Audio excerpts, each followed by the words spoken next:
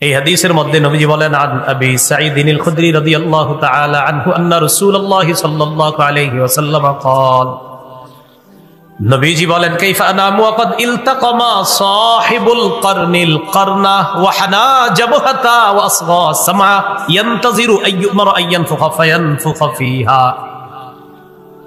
নবীজি বলেন, আমি কিভাবে আনন্দ করব বলো তো?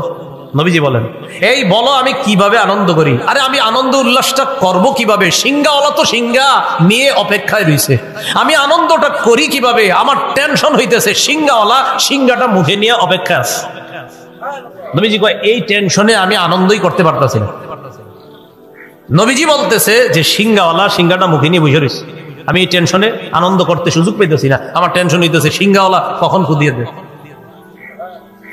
কয় কিভাবে আছে জানো? হানা জাবহাতা, কয় মাথাটা ঝুঁকায় রাখছে, ওয়াসগা কানটা খাড়া করে রাখছে, ইয়ানতাজিরু আইয়ুমারা আইয়ানফুখা, অপেক্ষা আছে কখন সিংহায় ফু দেওয়ার হুকুম করবে।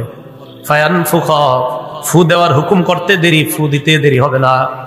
সাহাবীগণ বললেন, ফাকাইফা নাকুলু ইয়া রাসূলুল্লাহ, তখন আমরা কি বলবো আমাদেরকে একটু জানায়া দেন, এই জাতীয় পেরেশানির সময় আমরা কি পড়বো? নবীজি বললেন, কুলু, তোমরা পড়বা হাসবুনাল্লাহু ওয়া নি'মাল ওয়াকিল।